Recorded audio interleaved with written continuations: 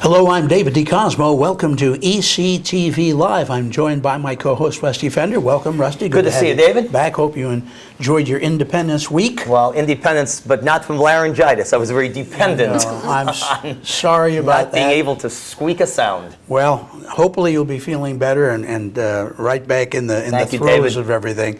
Our guest today is one of our regulars. We're so happy to welcome back Erica Rogler, who represents the Dietrich Theater / Wyoming County Cultural Society. And the theater, of course, is the base of operations for the cultural events in Wyoming County. And there's no shortage of events. So let's get right into it, Erica. What are we coming up on that you can invite all the folks to come and participate in? Absolutely. Thanks for having me, Dave. Glad. This Wednesday, we have a free movie for all ages, The Muppets Take Manhattan from 1984. We'll do a showtime on the 12th at 1 p.m. and 7 p.m. It's sponsored by the Nicholson Lodge 438, and there's a special local connection to this film. Two of our part-time residents in Tunkhannock worked on the film. They were the costume designer, that's Callista Hendrickson, and the set designer, Stephen Hendrickson. Stephen Hendrickson also worked on The Good Wife, as well as The Good Fight. So he'll be there actually on the 12th at 7 p.m. to introduce the film and then do a Q&A about doing set work, working with Muppets, which is a little bit different for him. So we invite everyone, that's free. And then on Friday, we kick off our big Summerfest. We decided to supersize it this year. Instead of 2 weeks and 14 films, we're having 3 weeks and 23 films. There's so much selection out there. The market for indie and foreign and art films is very hot right now. So it was hard to narrow it down to 14, so we're going with 23. There'll be more times for folks to see them all. People can come out and see Bryan Cranston in Wakefield, who I love. They can also see Paris Can Wait with Diane Lane, and that's a film all about traveling through Europe on a road trip where you get to experience the scenery and the culture and the food. That will be one of our openers for a film festival, which will be Friday night. We'll show that film as well as Their Finest with Bill Nighy, and that's a film about during World War II. They were making a propaganda film in Britain, and they needed a woman's touch to make the film work. So those will be our two opening night films. In between the films, we'll have a strawberry shortcake dessert, lots of light snacks, as well as beer and wine. So we hope folks come out to that. There's two things that I want to bring up concerning the festival that I think are important.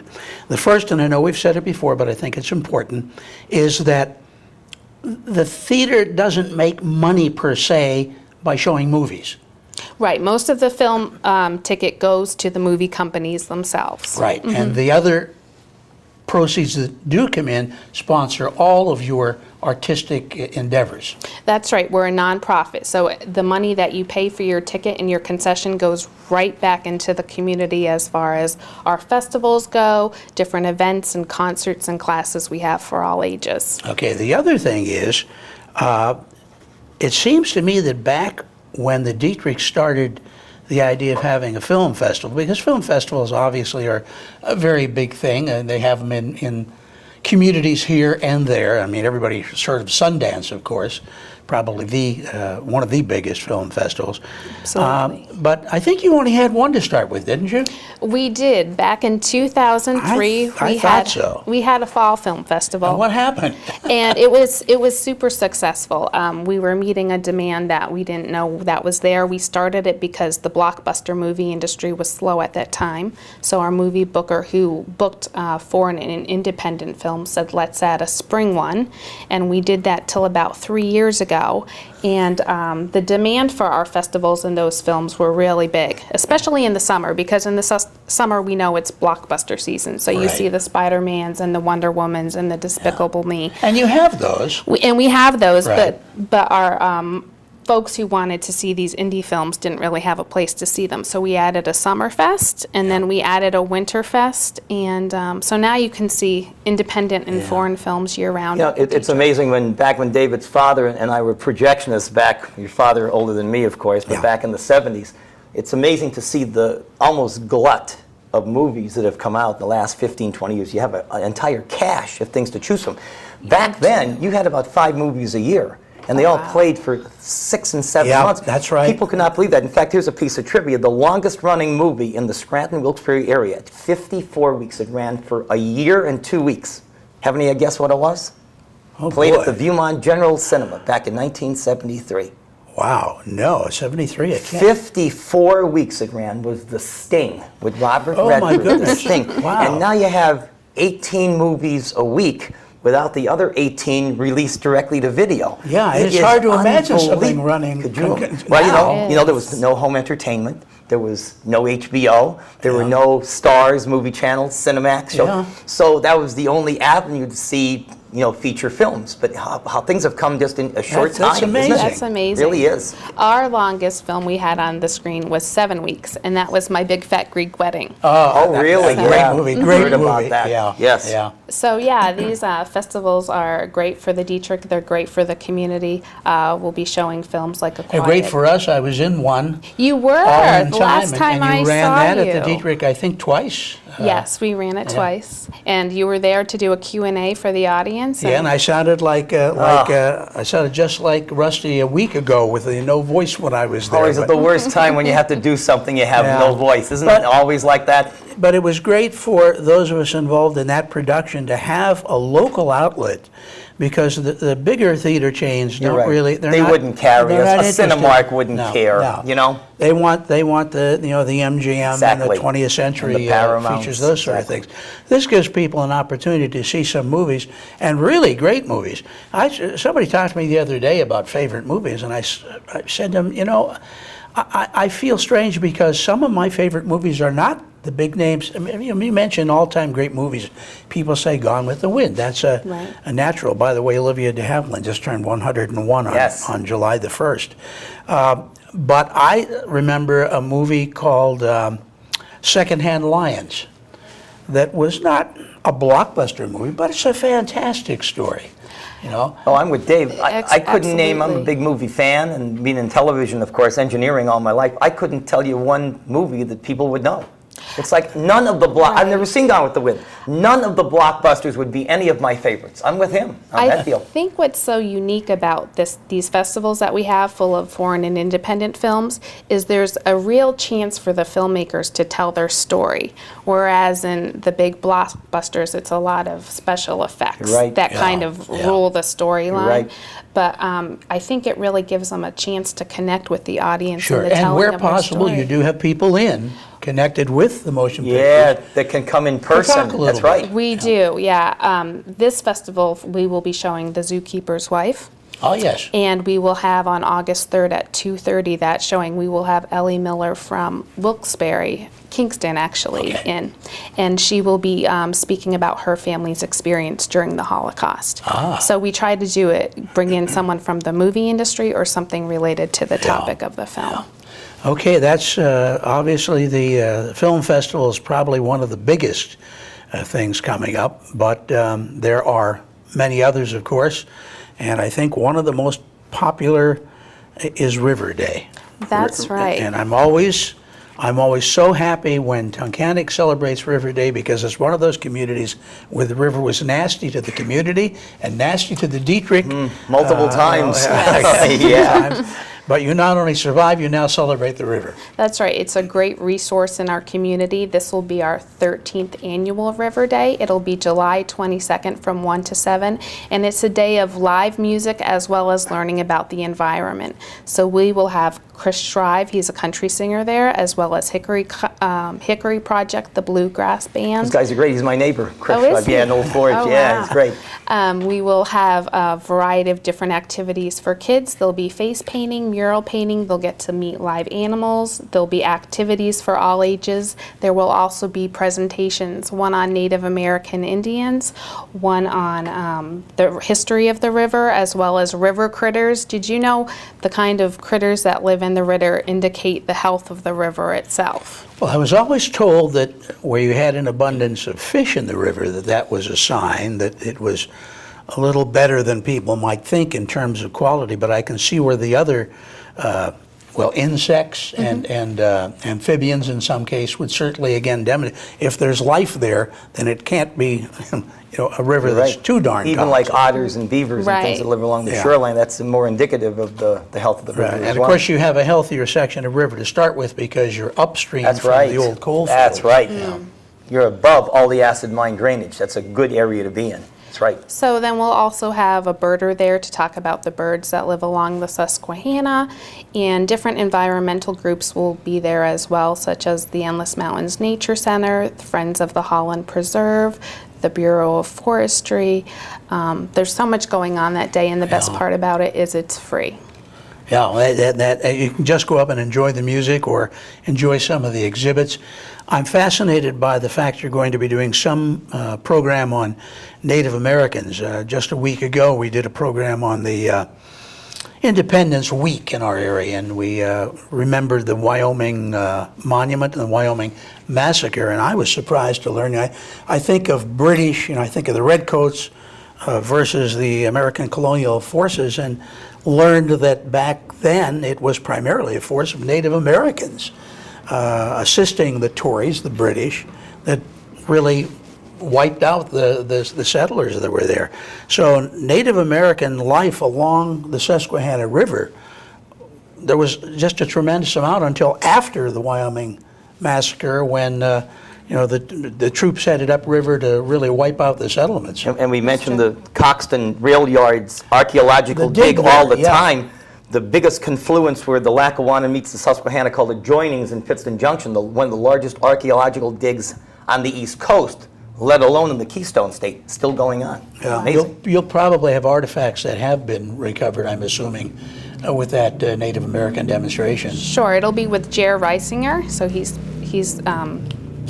spoke throughout the area for us, and we'll also, if you want to have a chance to get on the river itself, we'll have river floats, one from Mahoopany and one from the Holland Preserve, which is about 5 miles upriver, so you can get on the river and see. It's a different perspective on the river, I feel. Yeah, here again, that's a fairly calm stretch of river as I can envision it, so it's a great place for canoe. Kayak is the big thing right now. That's right, and you can see bald eagles along the river, so it's great for that. So if you want more information about River Day, give us a call at the Dietrich at 570-996-1500. Keep that number in mind, and we're going to give it to you again toward the end of the program.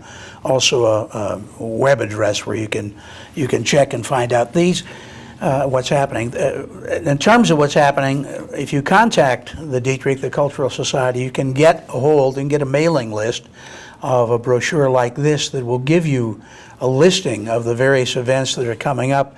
This one, I'm trying to see, goes into... It goes through August, yep. Through August, okay. So there's lots of different summer camps in there. Today we started our digital arts camp and You're our doing a Lego camp at the theater? We do. We offer a variety of summer camps. So this week we have digital arts and Lego animation, as well as a mixed media class that focuses on art of the Amazon. Next week we have a jam along camp where we invite kids to learn all about music and to play in a band, and then on River Day they get on stage and they'll perform with the Ziegers at 3 o'clock. Oh my goodness. It's a free camp. We also have theater and visual arts camps, which are my favorite. The kids come in and they develop their own characters, they make their own costumes, they make their own set, their own props, they get on stage, they create a script, and then at the end of the week they perform for their family and friends. Oh, that's great. That's great. We should be getting a video of them that you can show on screen and see themselves on screen. They would love that. The digital camp also works with Legos? It does. The kids learn how to make digital films. So they and those two things that go great with kids. Anything video and Legos are probably the greatest invention for kids that have come along in years. So they develop a script, and then they make their set and their characters out of Legos, and then they learn about stop action animation. Oh my goodness. And they create, it's kind of like a Lego animation film. Yeah. It's You about... old timers, this is the modern version of Gumby. That's right, that's correct. That is correct. That's true. Yeah. So we have that going on. We also have acting camp for kids. And a lot of pottery. We do. That's the biggest thing Pottery now, again, camp. pottery. Anything old is new again, Dave. Pottery in August. They do. Kids can get on our potter's wheel and throw pots. They can also learn hand building techniques. I was always interested in that. You know, You should give it a actually, try. so We was have I. adult classes too at the Dietrich. So Yeah. Yeah. Remember the scene in Ghost?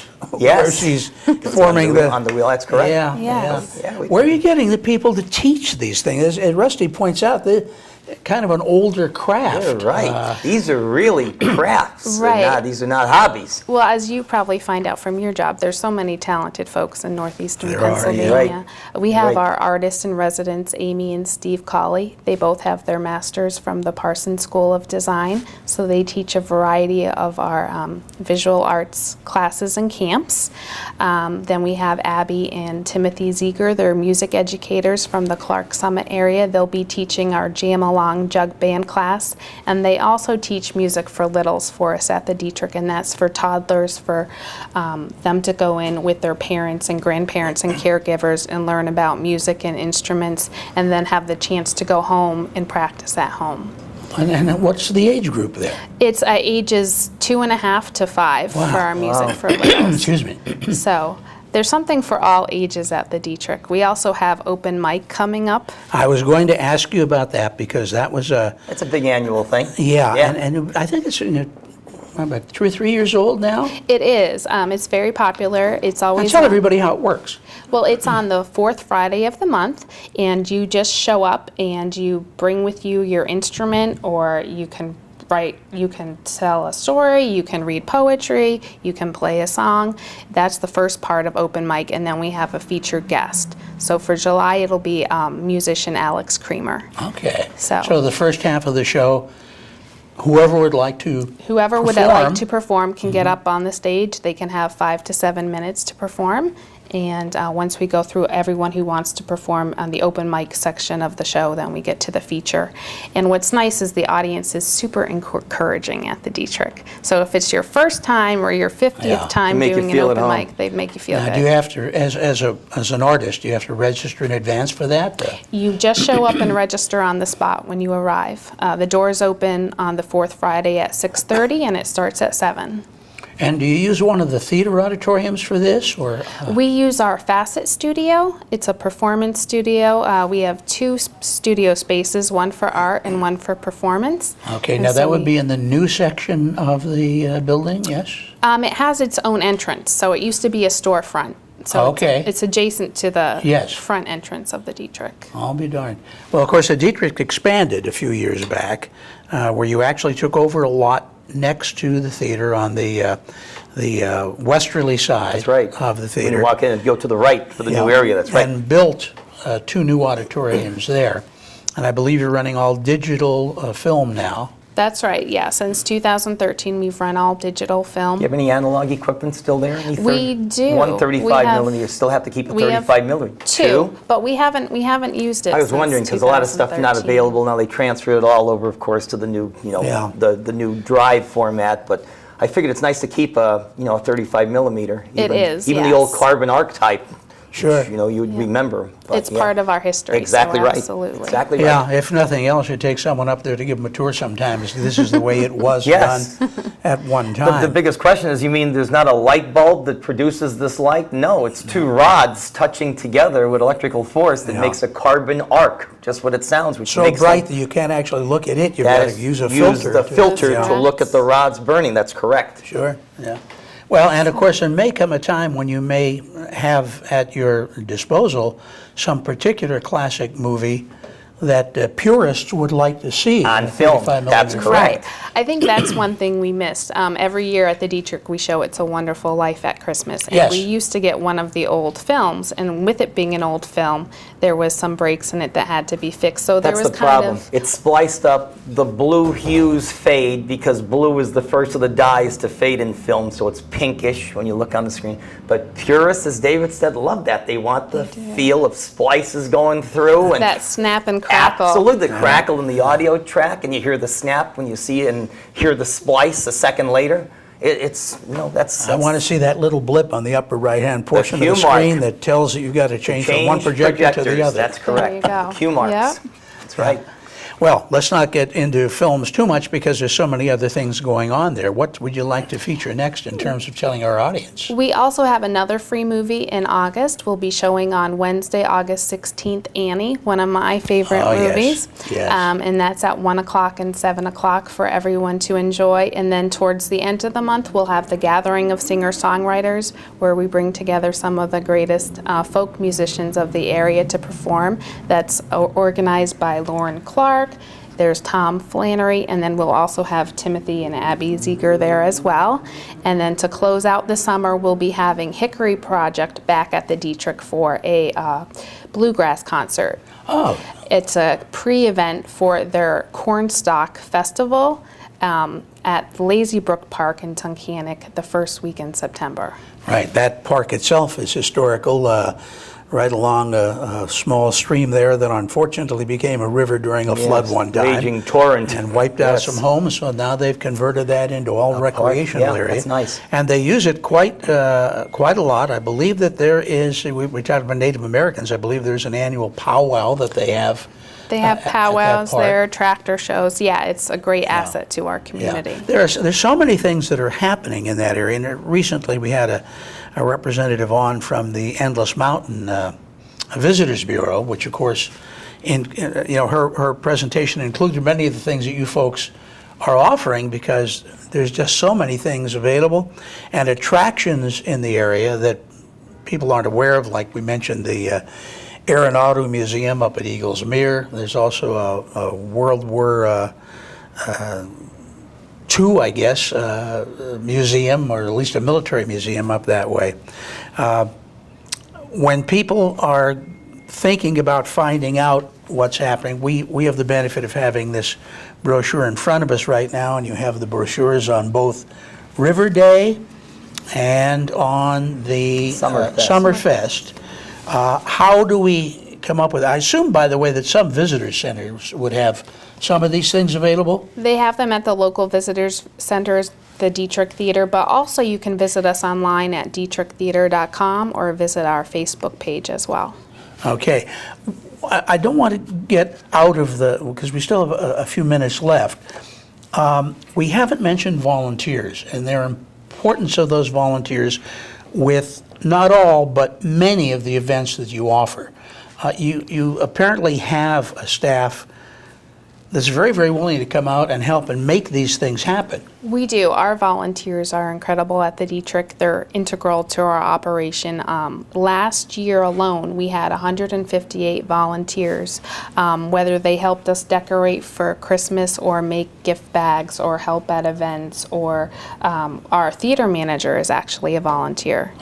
And so whether they're doing those different activities, they all contribute. And in a given year, they contributed over 8,000 hours of volunteer time to the Dietrich. So we're very grateful for all they do. Some are of our priceless, teachers volunteer obviously, too. Yeah. And you wouldn't turn down any others that might want to come No, out. we're always looking for more volunteers. There's so much talent here. Now, we've stressed the events that are happening. There is another attraction, and it's right at the Dietrich, right at the Cultural Center, that if you're in a hurry to go in and see a movie, you might miss. And I don't want you to miss it. And Erica, I'm referring to, I'm sure it's scattered throughout the place, but your hallway. Your hallway is an art museum. That's and right. A craft museum. Yes. Tell us about that. It's a wonderful exhibit space. We have 3 exhibit spaces in the Dietrich. Right now we have an exhibit on Wyoming County's industrial past. So there's blown up photos of a general store that was in Laceyville, a water mill that was in Mashopin, a bakery in Tunkhannock where you can see young boys on the porch reading, and you can see the headline of a newspaper in it.